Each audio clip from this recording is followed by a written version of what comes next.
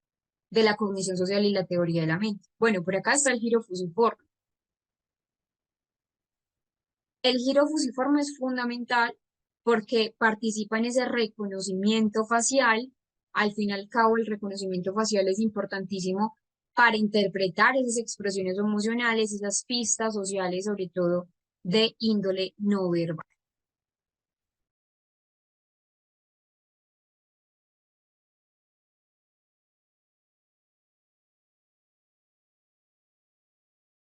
Antes de pasar a lo que es otra teoría, que es la teoría de la disfunción ejecutiva, sé que muchos ya tienen lo que es parte del material de estudio. También un segundo, se los abre por acá.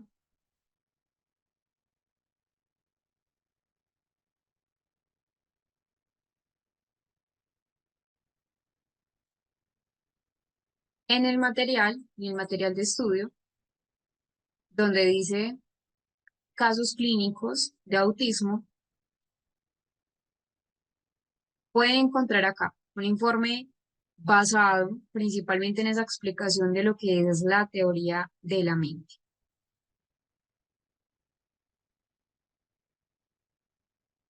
Entonces, acá tenemos un caso que ustedes pueden revisar de un niño de 12 años, pues un niño no, ya un preadolescente masculino, está en sexto grado de educación básica primaria. Recuerden que todo el informe neuropsicológico está en el material de estudio. Tenemos lo siguiente: motivo de consulta, resumido, evaluación integral para la caracterización del perfil cognitivo y socioemocional ante una sospecha del trastorno del espectro autista, con énfasis en proceso vinculado a la teoría de la mente y funcionamiento del sistema de las neuronas espejo, que de hecho es otra teoría que nosotros vamos a recorrer. ¿Cuál es el motivo de consulta? Paciente remitido por el Servicio de Neuropediatría y Psicología Escolar para una valoración neuropsicológica integral ante la persistencia de conductas sociales atípicas, dificultades marcadas en la comprensión de estados mentales ajenos, escaso repertorio empático y baja flexibilidad cognitiva. El equipo clínico solicita determinar la presencia de alteraciones en la cognición social, especialmente en la teoría de la mente. Recordemos lo que les estaba mencionando. La, la teoría de la mente hace parte de la cognición social, así como valorar la posibilidad diagnóstica de trastorno del espectro autista de alto funcionamiento. Pueden revisar entonces la historia clínica. También acá está qué evaluación neuropsicológica se aplicó. El LUIS, principalmente pues que es un niño, también hay que hacer esa escala de inteligencia. Nunca se le había hecho. El test de la falsa creencia de primer orden. Esta parte de Simon Baron Cohen, el test de la lectura de los ojos, la figura compleja de Rey, cuestionarios de responsabilidad social, que es SRS2, el A22, sobre todo el módulo 3, tenía buen lenguaje, entrevistas semiestructurada con padres y docentes. Acá me faltó colocar que fue el ADR y la observación clínica. Entonces acá están los resultados de la evaluación neuropsicológica. La idea es que con el material de estudio puedan leer todo el caso, puedan leer las conclusiones. Es un ejemplo clínico que todos igual están acá. Hoy no vamos a trabajar en material de estudio porque sé que a muchos también les falta acceder, entonces darle pues un momento de espera, pero saben que tienen de tarea leer este informe neuropsicológico de lo que es la teoría de la mente. Ahora sí pasar a lo que es la corriente neurocognitiva, la teoría de la disfunción ejecutiva. Antes de esto, entrar a conocer qué son las funciones ejecutivas para que tengan mayor claridad, sobre todo aquellas personas que desconocen qué son las funciones cognitivas.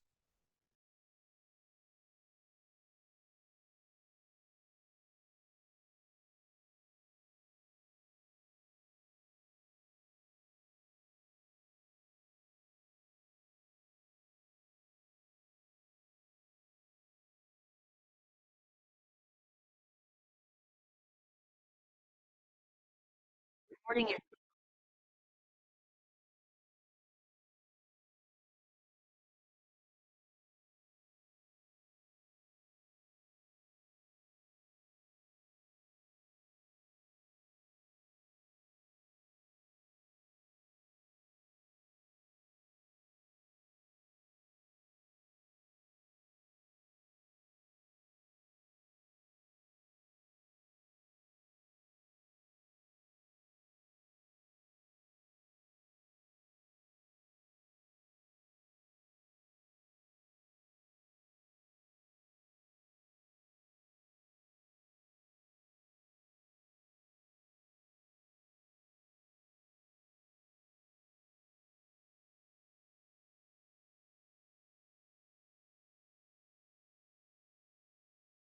Las funciones ejecutivas son entonces, y sobre todo desde lo que es la corriente neurocognitiva, son alteraciones que las personas con trastorno del espectro autista empiezan a cursar.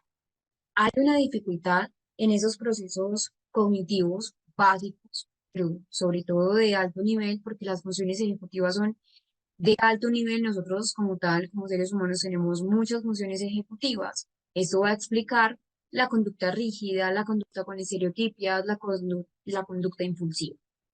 Entonces, la función ejecutiva son un conjunto de habilidades de alto nivel, habilidades cognitivas superiores que nos permiten planificar, organizar, seriar, regular nuestro comportamiento. Las funciones ejecutivas nos permiten adaptarnos a las situaciones que son novedosas o situaciones que son completamente nuevas o situaciones que son difíciles a veces de afrontar y que al fin y al cabo son habilidades esenciales para realizar actividades dirigidas a un objetivo, a una meta. Resolver problemas, manejar nuestro comportamiento en un contexto desafiante o en un contexto que puede ser cambiante. Hay varios tipos de funciones ejecutivas que van a explicar precisamente esa conducta rígida, repetitiva, la conducta a veces impulsiva. Entonces tenemos, por ejemplo, una que es la inhibición, que es nuestra capacidad para controlar esos impulsos, es nuestra capacidad para poder resistir a respuestas que son o inadecuadas o respuestas que son automáticas. Un ejemplo que tiene que ver con esa función ejecutiva de la inhibición, es evitar interrumpir en una conversación, evitar de pronto cortar al otro con mi idea o mi aporte. También hay otra muy importante y es la memoria de trabajo. La memoria de trabajo también tiene que ver con esas funciones ejecutivas. La memoria de trabajo también hace parte de función ejecutiva, pero también de memoria a corto plazo. La memoria de trabajo es la capacidad de retener una información durante muy corto tiempo, por eso es memoria a corto plazo, y manipular esa información, manipular la información de forma temporal para realizar tareas que son, que son complejas. Entonces, por ejemplo, recordar una instrucción mientras yo ejecuto la instrucción. La memoria de trabajo hace parte de las funciones ejecutivas. Tenemos otra y es la flexibilidad cognitiva. Por ejemplo, lo que nos permite cambiar de enfoque si el plan A, si el plan inicial no nos funcionó, cambiar a plan B, plan C, es esa habilidad para adaptarnos a lo que son las nuevas demandas. Nos permite la flexibilidad cognitiva, cambiar, perdón, de estrategia y alternar también entre tareas. Hay otra que en el autismo puede estar con dificultades y es esa capacidad para establecer metas, diseñar estrategias, es decir, la planificación y la organización, coordinar todos los recursos cognitivos para poder llevar a cabo una meta. La capacidad de tomar decisiones también hace parte de las funciones ejecutivas. Entonces, por ejemplo, esa evaluación, de menos segundo,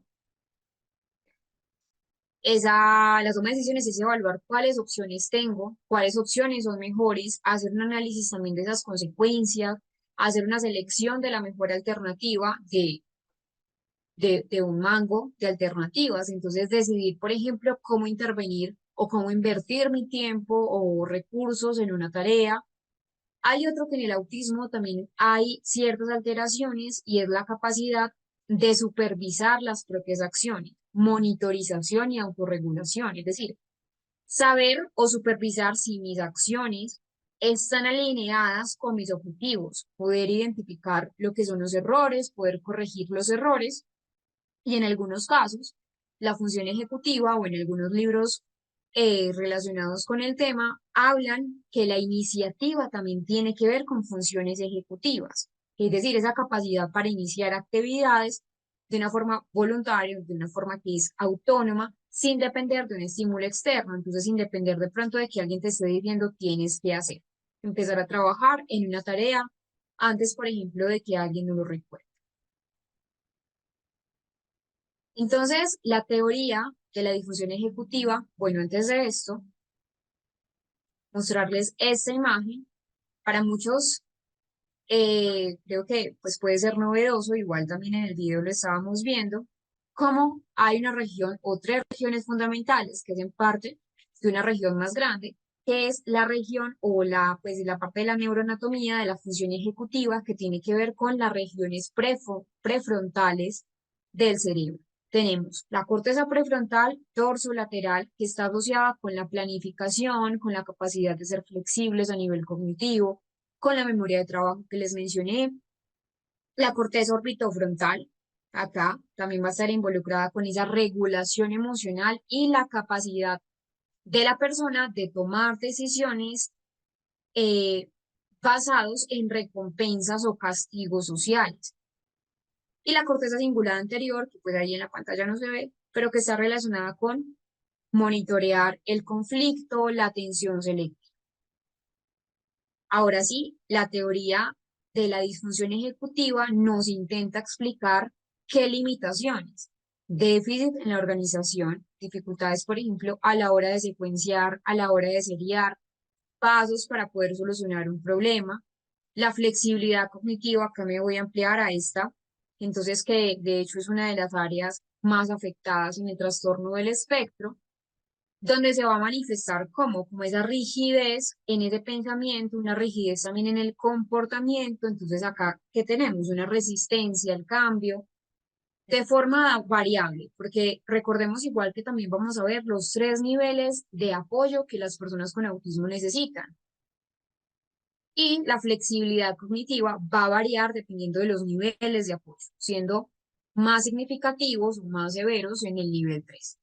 Entonces, una preferencia por rutinas que son estrictas, una resistencia al cambio que ya les mencioné, está esa dificultad para adaptarse a nuevas situaciones o a nuevas perspectivas. Un ejemplo clásico es una persona que de pronto tiene una frustración intensa, una ansiedad intensa, si de pronto algo en la rutina cambia o si en algún momento se tienen que ir, van siempre por una ruta al colegio y por X o Y motivo se tienen que desviar a por otra ruta. Incluso esos cambios que son inesperados, que de pronto para otra persona no podrían ser importantes, para las personas con autismo posiblemente sí lo sea. Déficit en la planificación, dificultades para hacer planes, luego seguir los planes que guían el comportamiento. Problemas en la atención, como tal, la atención no hace parte tanto de funcionamiento ejecutivo, pero la atención es la antesala a otras funciones mentales superiores. Entonces tenemos acá que suelen mostrar una atención sobreselectiva a esos estímulos que les llaman la atención o que son de su interés. Inhibición, la capacidad de inhibición de respuesta, entonces dificultad para controlar sus impulsos, sus respuestas automáticas, y acá les mencionaba ahora lo que es interrumpir conversaciones, dificultad para de pronto detener su comportamiento repetitivo o dificultad para esperar turnos. Acá en la memoria de trabajo no se las coloco, pero también olvidar instrucciones complejas o perder el hilo de una conversación. La memoria de trabajo también tiene que ver con perder el hilo de las conversaciones. O también tenemos problemas en esa iniciativa. Algunos niños y adultos, de hecho, también con trastorno del espectro tienen dificultades para iniciar actividades, especialmente si esas actividades requieren de planificación o requieren de interacción social. También problemas que ya les había mencionado en planificar y organizar, eh, dificultad para organizar tareas escolares, dificultad para manejar pronto múltiples pasos en actividades cotidianas o resolver problemas complejos. Como tal, cuando hablamos de funciones ejecutivas, no quiere decir que tenga que ver con el coeficiente intelectual. No, es una teoría explicativa para esos déficits, sobre todo en esos comportamientos repetitivos, en los problemas en la adaptación social, en la comunicación. ¿Cuál es la parte de las manifestaciones conductuales asociada a las funciones ejecutivas?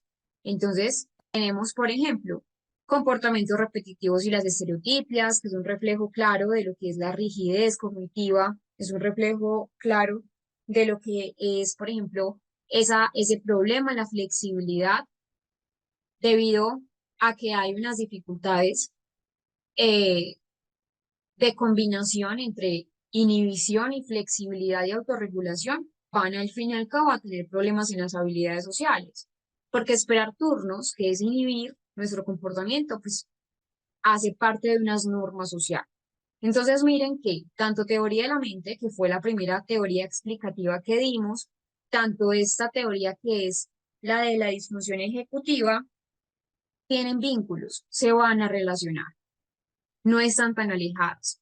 Y también, pues, al fin y al cabo, una manifestación conductual asociada de las funciones ejecutivas son problemas para manejar cambios, manejar de pronto algo que cambie, que le genera frustración inesperada. Entonces, como tal, em, hay alteraciones tanto estructurales como funcionales. Por ejemplo, en el autismo, específicamente en esta parte de las funciones ejecutivas, hay una conectividad que es atípica en redes frontoparietales y frontosubcorticales. Esto lo vamos a ver en la neurobiología del autismo mucho más profundo. Y alteraciones también en esa maduración de la corteza prefrontal, que al fin y al cabo la corteza prefrontal es la última parte del cerebro que se termina de desarrollar o de mielinizar, pero que van teniendo dificultades.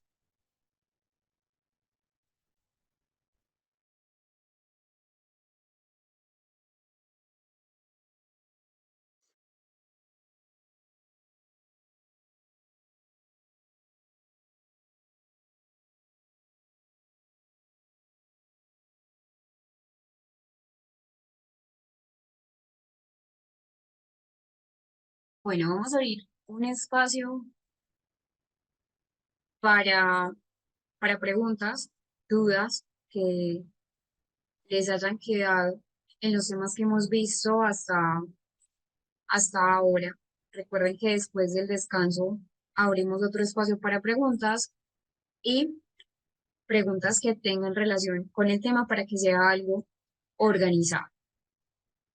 Cuando entremos al descanso, vamos a hablar un poco más de la teoría de las funciones ejecutivas, que es muy importante tenerla en cuenta, cómo es también esa parte del componente de lo que es el control cognitivo y el control inhibitorio. Igual el tema de la corriente de la disfunción ejecutiva va a explicar muy bien esas habilidades cognitivas que de pronto a la persona con autismo le genera dificultad planificar, organizar. Recuerden que también está el control de impulsos, gestionar el tiempo, realizar tareas, acciones de manera que sea flexible y al fin y al cabo, pues son fundamentales para el funcionamiento diario y, y el buen rendimiento en la vida cotidiana.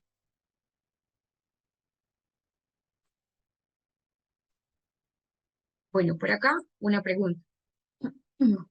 Recuerden que igual el chat ya está activo, la pregunta no la hace Estefanía. Espérame que pregunta por acá. Y era la siguiente. Estefanía González. ¿Qué tan viable es aplicar normas y límites a las personas con autismo y no permitirles hacer lo que deseen simplemente por tener su diagnóstico? Es una pregunta muy importante. Sí, es viable. De hecho, es necesario aplicar normas y límites no solamente pues a las personas, bueno, los niños con trastorno del espectro autista, sino también a TDAH. De hecho, también igual es importante en todos los trastornos del neurodesarrollo.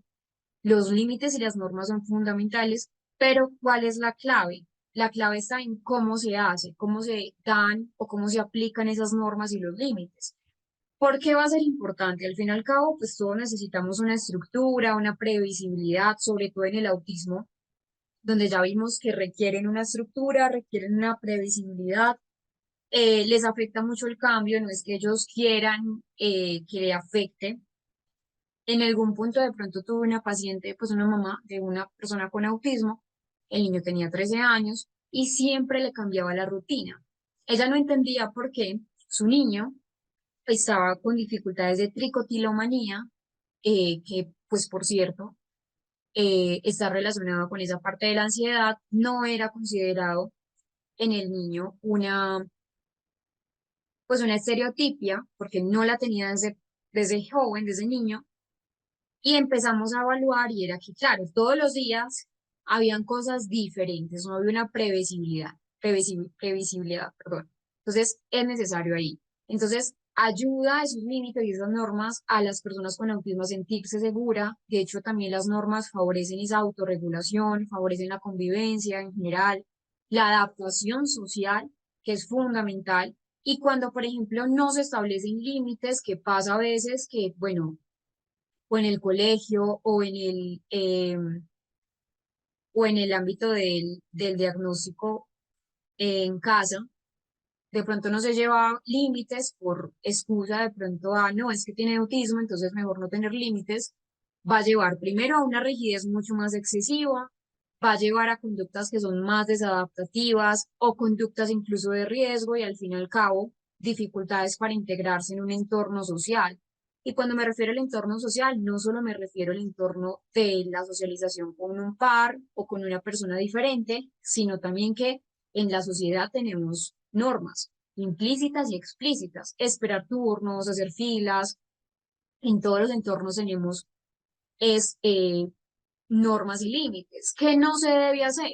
Por ejemplo, a veces como adultos olvidamos que eh, imponemos normas arbitrarias o normas que son muy punitivas y tampoco es permitir todo porque la persona tiene autismo o permitir todo porque la persona tiene de pronto TDAH, entonces, qué pesar, no. Es injusto tanto la persona como para su entorno. No quiere decir entonces que los debamos tratar diferente, las normas son para todos y también evitar caer en el error de no intervenir por miedo a frustrarlos, porque a veces los padres de familia llegan a ese punto, a de pronto ser muy permisivos por el hecho de pronto que se sientan frustrados o que llegan a una crisis. Y hay que saber diferenciar, igual esto lo vamos a ver más adelante, cómo diferenciar una crisis sensorial de una pataleta. Porque, por ejemplo, no tener normas quiere decir entonces que siempre vamos a acceder a lo que ellos digan. Y claro, ahí viene también la parte de la frustración, pero no es una frustración asociada al autismo. De hecho, hay niños neurotípicos que tienen pocas normas, pocos límites y llegan a un punto de la frustración porque es que nunca tuvieron la palabra no. Entonces, la idea es cómo poner límites adecuados, una comprensión del perfil, entonces ajustar obviamente los límites a la edad, los límites al lenguaje, a ese estilo cognitivo de la persona, la estructura y la anticipación con pictogramas, con esas agendas visuales, y obviamente pues también ser consistentes con las normas. La coherencia es esencial, no, hoy sí tienes una norma, mañana no tienes una norma, las normas no deben variar sin razón alguna. Entonces, sí, eh, como tal, tener un diagnóstico de autismo no exime a la persona del aprendizaje de lo que son las normas ni los límites pues básicos, pero sí implica pues que los límites y las normas deban enseñarse de manera accesible, que sean consistentes, siempre no punitivas, sino respetuosas y que sean también adaptadas a esas necesidades neurológicas. De hecho, es una muy buena pregunta que no la hace. Me perdí el nombre por acá arriba. Estefanía González. Alejandra, esas estrategias para poder intervenir en el aula, de hecho las tienes acá en el material de estudio. Hay una específicamente de una guía. Bueno, Domenica, esa parte de los test los vamos a ver en el módulo número 3.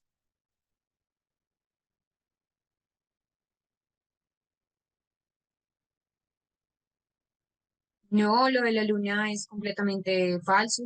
No hay validez científica en esto. Bueno, vamos a ir a nuestro descanso y después del descanso vamos a continuar respondiendo algunas preguntas.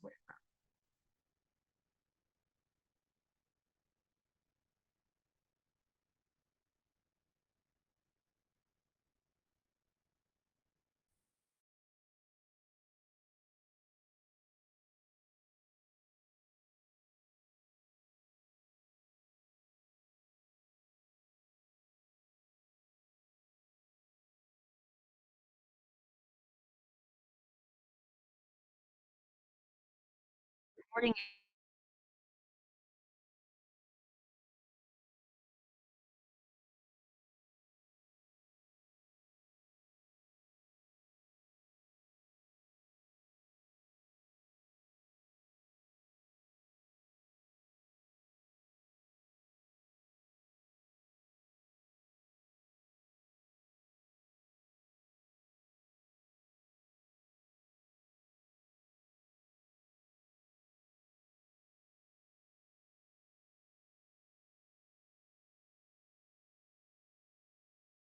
imagen que tenemos acá continúa con esa parte de lo que es la función ejecutiva.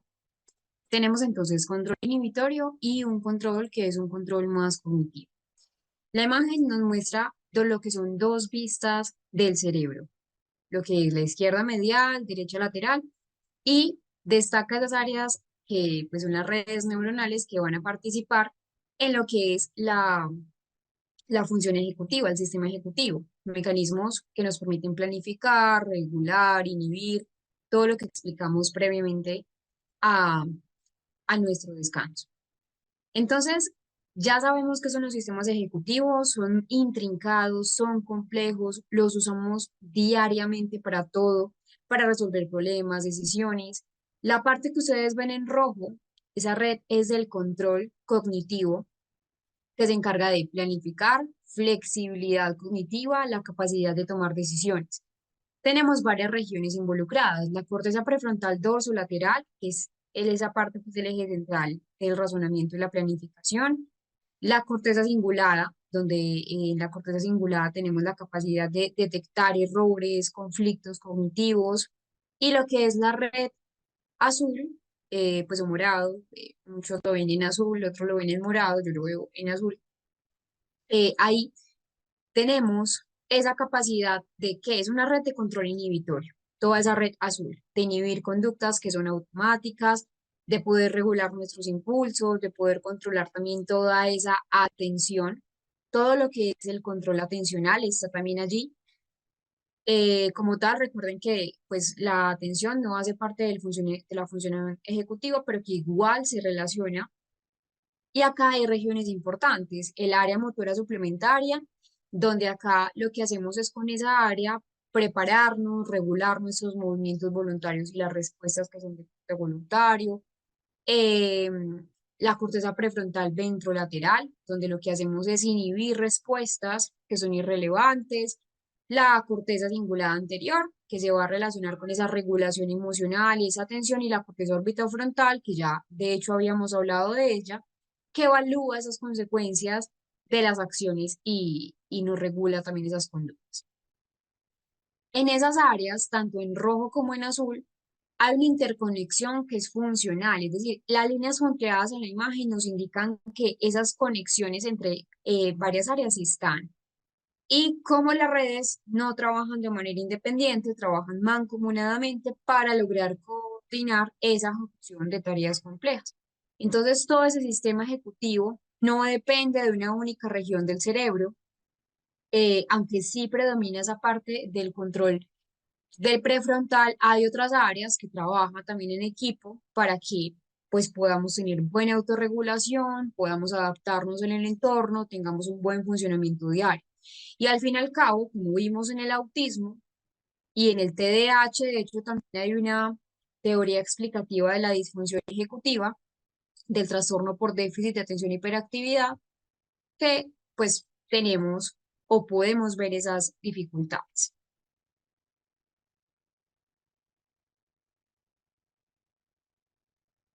No, no, Sandra. Bueno, acá estaba viendo una pregunta. Tomando en cuenta el desarrollo de los niños y sus capacidades, así como la teoría de la mente, se podría decir que para hacer un diagnóstico de autismo se debe hacer a partir de los 6 años o puede hacerse antes. No, de hecho, el diagnóstico se debe hacer antes, ya se está haciendo a partir incluso de los 2 años. Hay pruebas como el A22 que empiezan a partir de los 12 meses, a partir del año, pero a partir del año, año y medio, 2 años, ya se está haciendo un diagnóstico de autismo. Como tal, sí se debe evaluar la teoría de la mente, sobre todo con esos temas más relacionados con, pues, con la parte más de niños un poco más avanzados, más adultos, pero que igual no depende únicamente de evaluar la teoría de la mente. Importante, sí, importante en intervenciones, importante en un diagnóstico de niños un poco o adultos, eh, donde ya hay una formación de teoría de la mente, pero no quiere decir que sea el único aspecto que se deba evaluar para dar un diagnóstico. Corriente neurocognitiva, teoría de la coherencia central débil. ¿Qué es la coherencia central? Es un fenómeno que se empieza a utilizar para poder, es un fenómeno pues psicológico que se empieza a utilizar para describir la tendencia que las personas, o sea, teoría de la coherencia central sin tenerla baja. A nivel general, todos tenemos una teoría o una coherencia central. Entonces, solemos procesar la información de manera global y no solamente de manera global, sino también en el contexto. Y nos enfocamos en lo que es el panorama general en lugar de pronto de esos detalles individuales. Es un concepto que ha sido particularmente relevante en el tema o en el estudio de los trastornos del espectro autista, porque se ha empezado a observar que hay una baja coherencia central o una coherencia central que es débil. ¿Qué significa esto? Que en lugar de pronto de integrar toda la información, como las personas neurotípicas lo hacen, de una manera global, las personas con autismo se van a centrar más en esos detalles específicos, lo que al fin y al cabo va a afectar su capacidad para interpretar el contexto general de una situación. Entonces, mientras que las personas con autismo perciben el mundo de forma inconexa o de forma fragmentada, una persona con una coherencia central buena lo percibe como un todo. Acá es donde tienen una atención extrema a esos detalles más que a la totalidad. Y explica que esas dificultades, al fin y al cabo, que también trabajábamos en la teoría de la mente, a la hora de integrar la información socioemocional, a la hora de integrar, por ejemplo, las expresiones faciales, la parte emocional, entender qué se está diciendo en un contexto. Entonces, una persona con coherencia central fuerte o una buena coherencia central es más probable que integre y que entienda la información dentro de un contexto más amplio, viendo, entre comillas, lo que es la imagen completa, no fragmentada. Pero, por otro lado, una persona con una baja coherencia central va a tener dificultades para conectar los detalles individuales en un todo coherente, es decir, puede sobresalir sí en tareas que requieren una atención al detalle. Ojo acá, es importante entender que ese concepto de teoría de la coherencia central débil no solo se aplica para lo que son las personas con autismo, sino también que se ha estudiado en una coherencia central débil en otro tipo de perfiles cognitivos y en otro tipo de condiciones donde hay diferencias en la manera en que se procesa la información. La coherencia central, yo ahora les mencioné a Yura Fritsch, ella junto con Simon Baron Cohen, que fue la persona que les describí hace un rato con teoría de la mente, que mencionaba que tenían una especie de ceguera mental, ellos dos forman o conformaron incluso lo que es el test de la falsa creencia, la prueba de la falsa creencia. Pero Yura es una psicóloga del desarrollo que también nos propone una teoría de la coherencia central debilitada como un constructo cognitivo vinculado en el autismo. Entonces, acá tenemos lo que les expliqué. Hace referencia a la capacidad de integrar las parcelas de información en una comprensión coherente y en una comprensión significativa de la globalidad. Es decir, habla de la dificultad para integrar las claves sociales que se deriva de los problemas en la cognición social. Y ahora nos decía que hay que hacer una especie de lectura social en un contexto socioemocional. Debemos leer la postura de la persona, leer, por ejemplo, el rostro, la posición del rostro, la posición del cuerpo, procesar qué me está diciendo la persona simultáneamente. Vemos su rostro, por ejemplo. Entonces, la coherencia central es un concepto que caracteriza a las personas con autismo desde la debilidad, desde la dificultad de integrar esa información en un todo significativo, en un contexto global.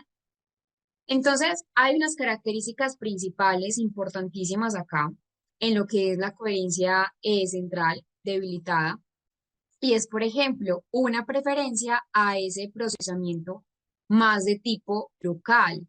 ¿Cómo así? Las personas con coherencia central débil van a tener una tendencia a enfocarse a los detalles individuales de la información en lugar de pronto de integrar todos los detalles de de una visión más global. Por ejemplo, podrían fijarse más en esos elementos específicos de lo que es un objeto. En vez de ver el carro, pues el auto o el cochecito de juguete, van a ver las ruedas o de un objeto van a ver las texturas, los colores y no tanto el objeto como tal, o sin capturar la función o el propósito general del objeto. Eso hace referencia a esa característica de la coherencia central, de esa preferencia por el procesamiento local.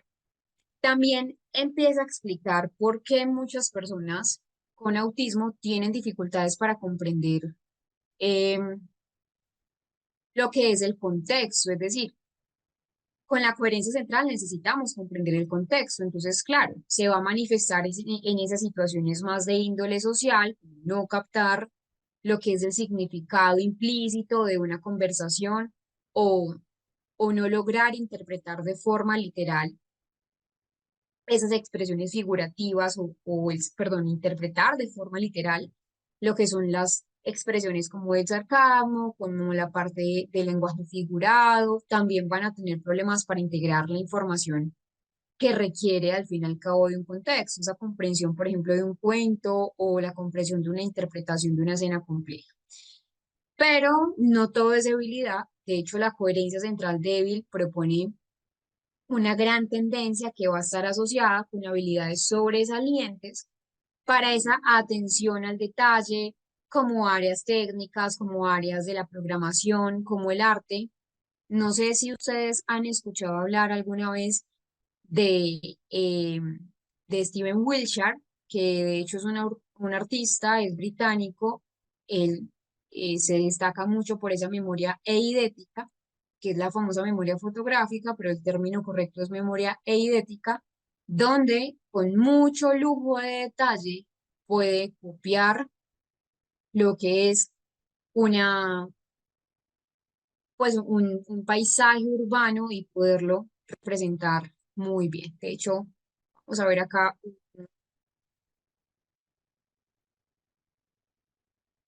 un, un pequeño ejemplo de cómo se podría ver esa coherencia central debilitada.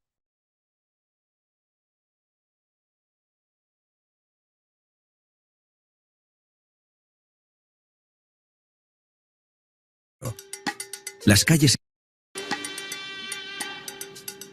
las ciudades son Recording in progress.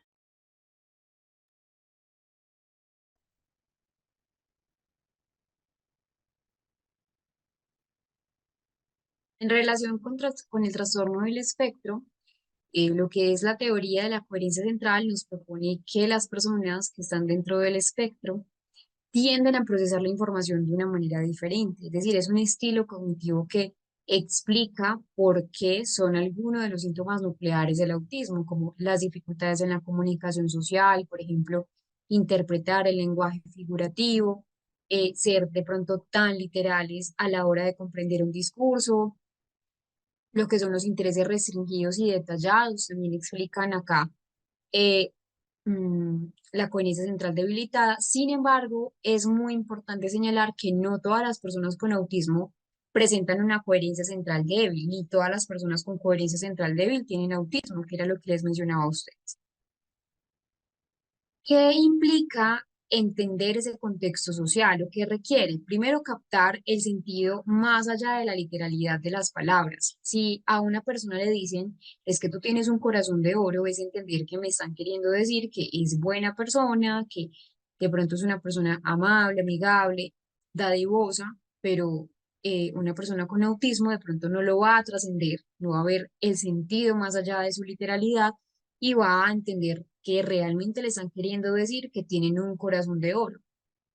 Y posiblemente, según el grado de coherencia central debilitada o según el grado de entender ese lenguaje figurado, va a decir, pero yo no tengo un corazón de oro, tengo un corazón de eh, tejido, sangre, que bombea sangre, y puede de pronto ser que no lo entienda hasta que se lo explique.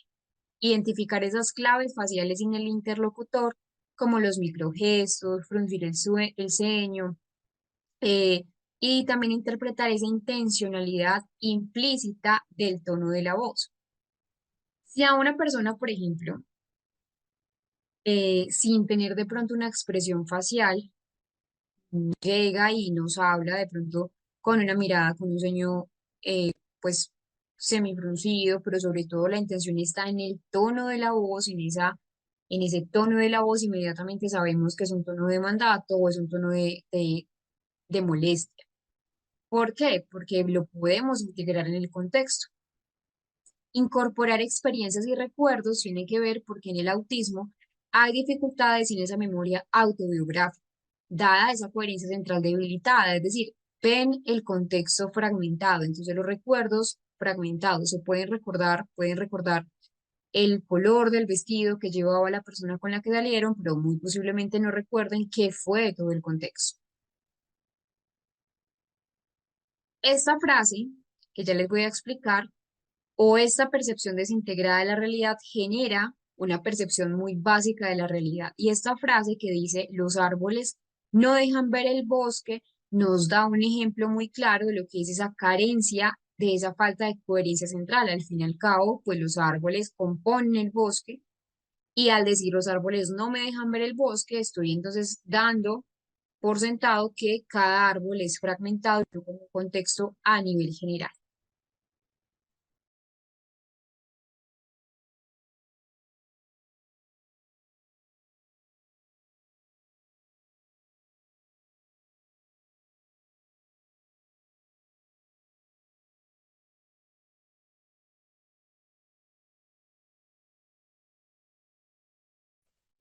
Con la teoría de lo que son las neuronas espejo, que también es una teoría fundamental. Bueno, por acá teníamos pendientes eh, algunas preguntas, algunas son de índole personal.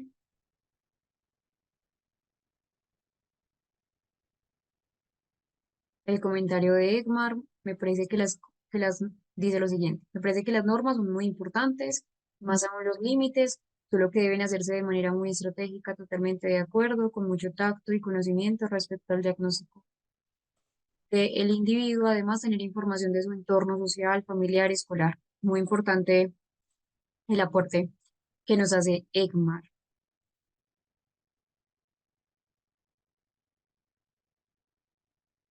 Bueno, ¿qué preguntas tienen de los temas que llevamos hasta el día de hoy? Recuerden que algunos temas se van a ir trabajando, como las pruebas, como las intervenciones, eh, cómo manejar, por ejemplo, esa parte en crisis. Vamos a ir paulatinamente en cada una de las clases para no adelantarnos a los temas y que sea algo organizado.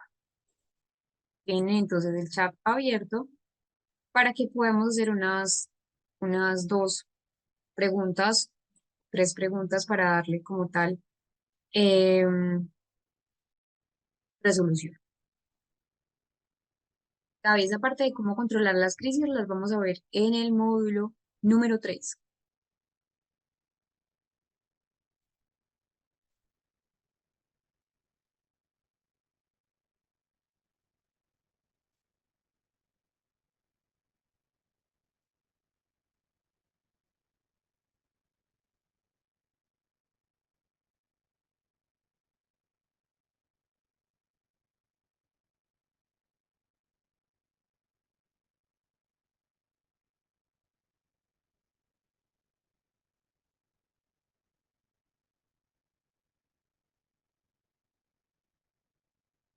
Bueno, Vanessa, el A22 es una prueba Gold estándar junto con el ADR. La idea es que se utilicen los dos juntos, son dos pruebas diferentes por aparte.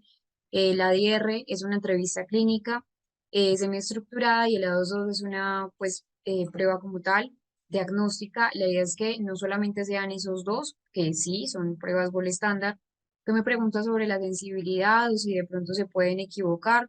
Pues toda prueba tiene su margen de error, algunas más que otras, sobre todo de pronto está esa dificultad en la interpretación, siempre debe aplicar el ADR y el A22, personas certificadas en esas pruebas diagnósticas para que sea adecuadamente el diagnóstico. Ya han pasado 2 años, la idea es que se vuelva a hacer, pues no como tal una confirmación diagnóstica, a no ser que pues, existan pues como sospechas que quizás no estuvo bien diagnosticado, puede pasar, pero sí es importante que se vuelva a hacer otro examen otra evaluación para mirar cómo ha sido ese impacto de las intervenciones. Por acá, otra pregunta que me parece fundamental y es la siguiente. ¿Me podría explicar cuál es la diferencia entre trastorno y lo que es un síndrome? Entonces, cuando tenemos un trastorno, es una alteración de ese funcionamiento normal de una persona eh, en algún área, ya sea el área cognitiva, ya sea el área emocional, la parte fisiológica, también podemos hablar de un trastorno, la parte más conductual. Generalmente, cuando hablamos de un trastorno, nos referimos a un conjunto de síntomas que van a afectar ese desarrollo y ese funcionamiento, ¿sí? Que implican un desajuste, entre comillas, un desajuste clínico eh, o un diagnóstico específico. Pues se utiliza más que todo en psicología, en psiquiatría, en neurología, trastorno. Entonces, aquí hablamos, por ejemplo, trastorno por déficit de atención, trastorno del espectro autista, trastorno depresivo mayor, por ejemplo, y un síndrome es un conjunto de signos que tienden a aparecer juntos, pero que no necesariamente tienen una causa única o, o una causa pues bien definida. Es un término que se utiliza mucho cuando no se conoce bien el origen de ese cuadro clínico o hay múltiples causas posibles. Entonces, síndrome de Down, que es de origen genético, síndrome de Rett, que también lo vamos a ver, que es neurológico y genético, síndrome de Lanfranc-Kleffer. Entonces, la diferencia es que el trastorno tiene un funcionamiento mental, conductual, es decir, se define como una alteración en ese funcionamiento. Y el síndrome son como más de signos y síntomas.